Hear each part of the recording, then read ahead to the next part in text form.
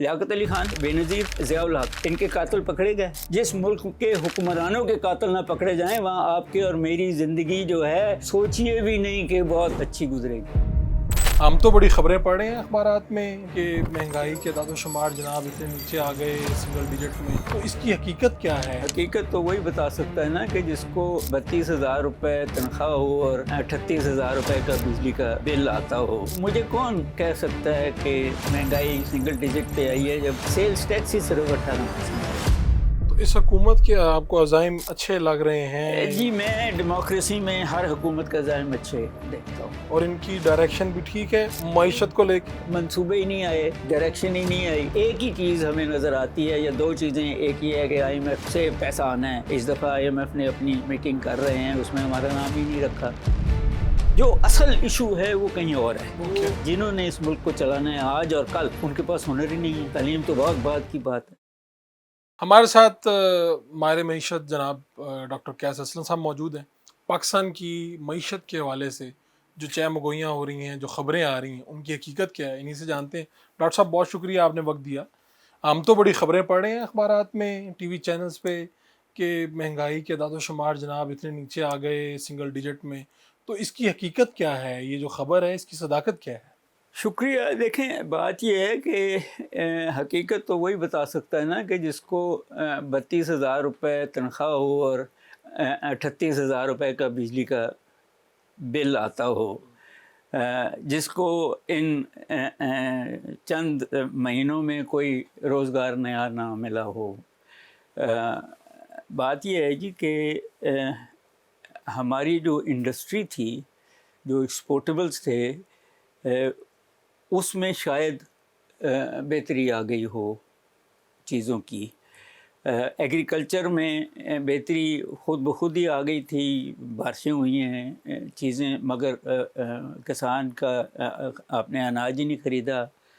अभी आप देख लीजिए, कल की ख़बर है कि आपकी कॉटन की जो है पैदावार नीचे गिरी है। तो अदाद व शुमार बात यह है कि कुछ जिसको कहते हैं कि होप, गवर्नमेंट इस किस्म की बातें करके ये मुमकिन नहीं है कि 19-20% इंटरेस्ट रेट हो और इन्फ्लेशन जो है वो सिंगल डिजिट पे आ गई हो। छाबड़ी वाला भी फल जो है वो 200 रुपये पे, ये ठीक हो सकता है कि सब्जियां थोड़ी सी सस्ती हो गई होंगी, बट 2,000 रुपये से ज़्यादा पे गोश्त मिलता है, और मेरा नहीं ख्याल कि अब मिडिल क्लास का कोई शख्स। डॉक्टर साहब आप अपनी ख़रीदारी खुद ही करते हैं? जी, मैं खुद ही करता हूँ। तो आपको ये महसूस नहीं हो रहा जो दावा किया जा रहा है? देखें जी, बात यह है कि बिल्कुल महसूस ये हो रहा है कि पहले तो जो मेरी और मेरी अच्छी भली आम आदमी से ज़्यादा इनकम है महीने की, उसका 1/3 तो बिजली के बिल में चला जाता है। 1/3 पेट्रोल जो है वो कुछ ये सस्ता किया गया है, मगर अभी भी 260 का है शायद। और तो मेरा कहीं 40-50 हज़ार रुपये महीना जो है वो सिर्फ पेट्रोल पे जाता है। नेचुरली अच्छी ग़िज़ा देता हूँ बच्चों को। मैं फ़ीसों वीसों की बात नहीं करता, क्योंकि मेरे बच्चे उन स्कूलों में पढ़ते हैं जहाँ बहुत फ़ीसें हैं, तो उसकी कंप्लेन मैं नहीं कर रहा। But what I am trying to say is कि अब ये पहले ये होता था 1-2 साल पहले कि हर 15 दिन में कहीं बाहर जाके खाना खा लेते थे। अब मेरा ख्याल है कि कुछ महीने हो गए हमने बाहर जाके खाना नहीं खाया। पहले ये फ्रीक्वेंटली होता था? फ्रीक्वेंट हमारा वो था। But the point I am making is कि जो आप ये जिसको हम आटा चावल दालें कहते हैं, अगर खुली ले लें तो उसमें टैक्स नहीं लगता, मगर अगर आप किसी दुकान में जहाँ पैक्ड लें तो 18% सेल्स टैक्स है। तो मुझे कौन कह सकता है कि महंगाई सिंगल डिजिट पे आई है जब सेल्स टैक्स ही सिर्फ 18% पे। हो सकता है, मैं बिल्कुल इस बात पे अग्री करने को तैयार हूँ कि कुछ चीज़ें सस्ती हुई होंगी, मगर ये एक जिसको कहते हैं वेव होती है। मिसाल के तौर पे जो इकोनॉमिक सर्वे से पहले ये कहा जाता था कि जी 22% या 23% पे महंगाई आ गई, मगर जो इकोनॉमिक सर्वे आया है उसने कहा एवरेज पिछले साल 26-26.5% थी। तो महंगाई अगर कम होती है तो उसके फिर इंडिकेटर्स क्या हैं, यानी किस तरह से देखिए, हमारे सामने आए? इंडिकेटर वही हैं कि जो लोग मिडिल क्लास है, अर्बन मिडिल क्लास, असल में होता यह है कि 3000 प्रोडक्ट्स अर्बन मिडिल क्लास के लिए लिए जाते हैं और मुख्तलिफ शहरों में या गांव में पता कर लिया जाता है कि उनकी क़ुव्वत ख़रीद। तो जो लोग एम्प्लॉयड हैं, जो लोग उनकी क़ुव्वत ख़रीद और उसमें फ़र्क आया होगा, मगर कहीं 94 मिलियन लोग को हमारी जो पॉवर्टी लाइन है उसके नीचे हैं। उनसे कोई नहीं पूछ रहा कि आपको महंगाई, वो लंगर खानों से खाते हैं। हमारी जो अनएम्प्लॉयमेंट है वो 8% पे चली गई है। 6% परमिसिबल होती है, इजाज़त है कि इतनी होनी चाहिए, 2% उससे ज़्यादा है। हमारी इंडस्ट्री में पिछले 5-6 सालों में या 4 सालों में छोटी जो इंडस्ट्री है वो लोग बेच के डॉलर्स ख़रीद के मुल्क से बाहर ले गए हुए हैं। तो वो जो एक लिंक था एग्रीकल्चर और इंडस्ट्री का, स्पेशली टेक्सटाइल का, वो टूटा हुआ है। रिवाइव करने की कोशिश हो रही है, मैं ये नहीं कहता।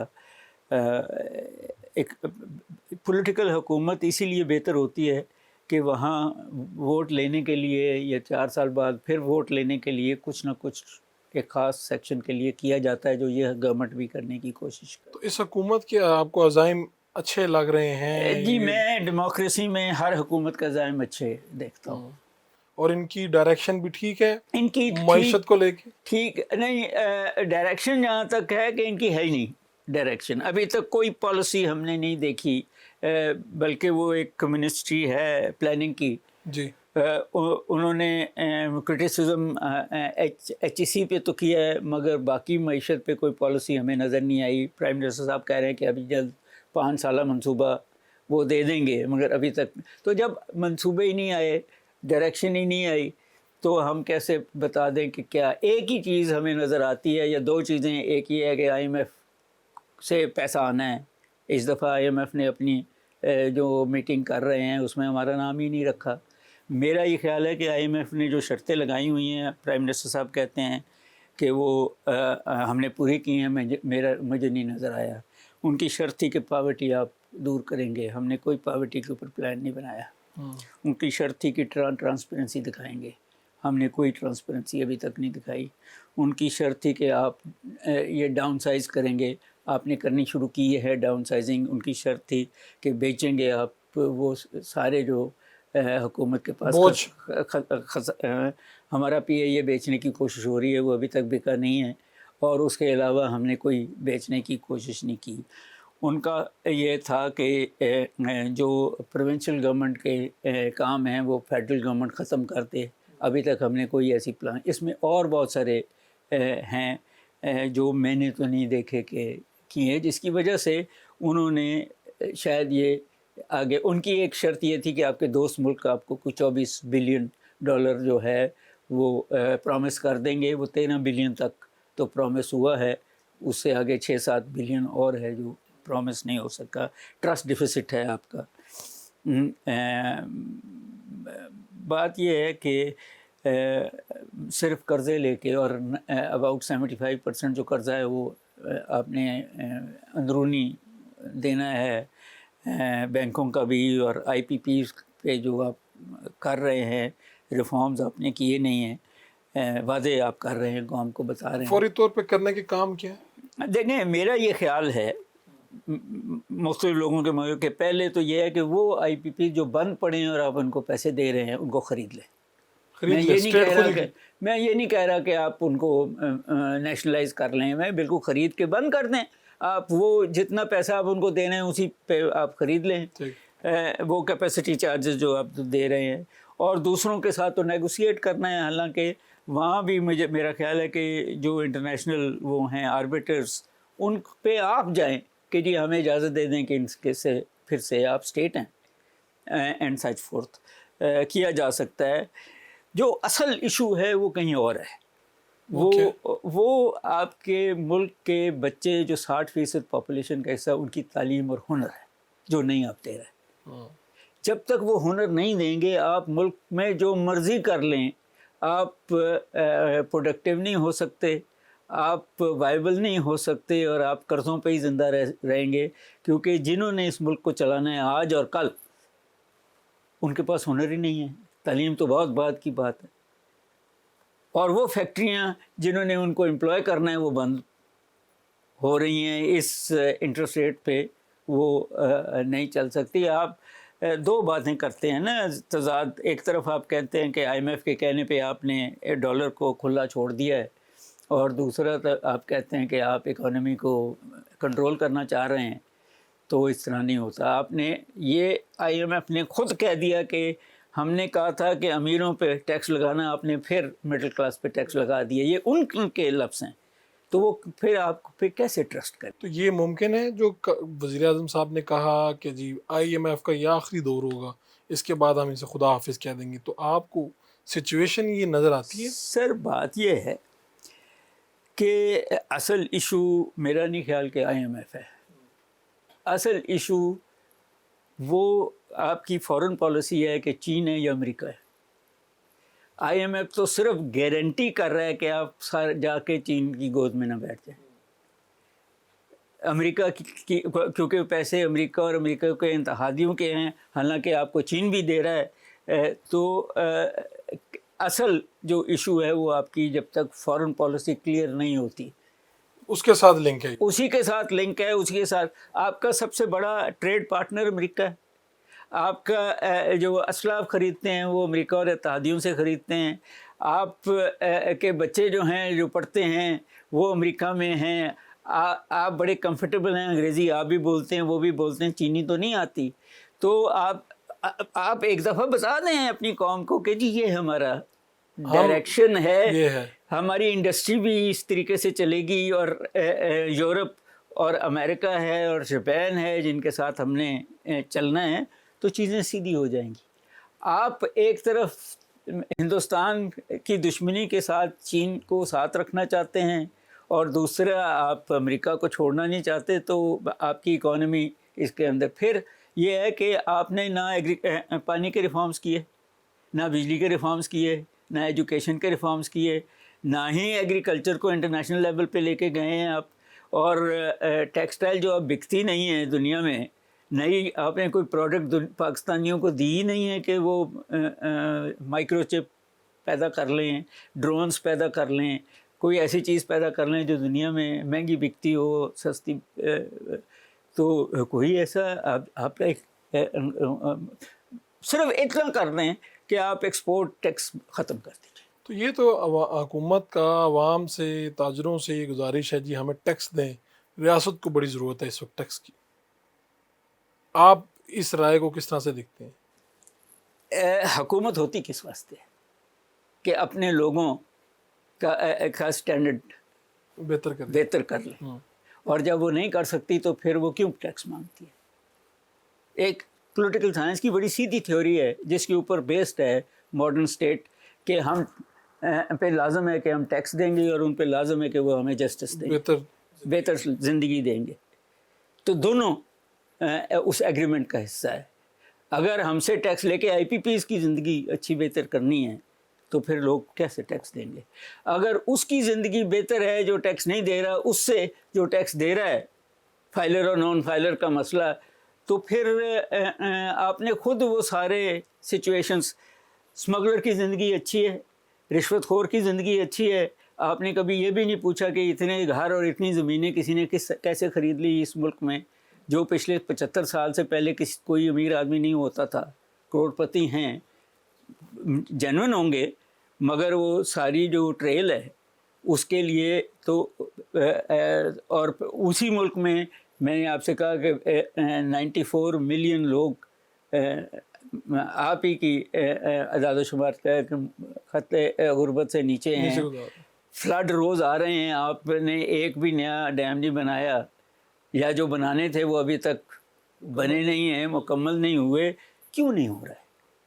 آپ نے اپنی ایجوکیشن ریفارمز کیوں نہیں اس لیول پہ کیے جو دنیا لوگ بنگلہ دیش کی اگزامپل دیتے ہیں, میں انڈونیزیا کی اگزامپل دیتا ہوں. آپ مسلمان ملک ہے, آپ سے بڑی آبادی ہے, 16واں بڑا ملک ہے اکانومی کے لحاظ سے. ان کا مارشل لا بھی اسی وقت ختم ہوا تھا جب آپ کا مارشل لا ختم ہوا تھا. تو آپ کے پاس اسی علاقے میں ملکوں کی مثال موجود ہے. سعودی عرب کے پاس ایک پروڈکٹ ہے جس کے اوپر وہ 19واں زیادہ بڑا ملک ہے. ترکی 18واں بڑا اکانومی کے لحاظ سے, اس نے انٹرنیشنل لیول پہ ٹورزم کی ہوئی ہے. آپ بھی ٹورزم کر سکتے ہیں. مجھے نہ ٹورزم نظر آئی نہ ایگریکلچر نظر آئی. لوگ کہتے ہیں کہ بیک بون ہے ایگریکلچر. ہماری ٹوٹل جو فارمنگ ہے وہ 8% ہے ہماری جی ڈی پی کا حصہ, تو بیک بون کہاں سے ہوگی؟ ان مسائل کے ساتھ تو پھر یہ اسی طرح ملک جن کے وہ سارے لنکیجز اکنامک پولیٹیکل ایڈمنسٹریٹو ہیں, ان کو کوئی مسئلہ نہیں آنا اس ملک میں, اور جن کے یہ لنکیجز نہیں ہیں ان کے لیے مسائل. ٹھیک, میں ایک چھوٹی سی بات اخیر میں کر لوں. لیاقت علی خان, بے نظیر ضیاء الحق, ان کے قاتل پکڑے گئے. جس ملک کے حکمرانوں کے قاتل نہ پکڑے جائیں وہاں آپ کے اور میری زندگی جو ہے سوچیے بھی نہیں کہ بہت اچھی گزرے گی. ڈاکٹر صاحب بہت شکریہ, آپ نے بڑی تفصیل سے یہ بات سمجھائی ہمیں.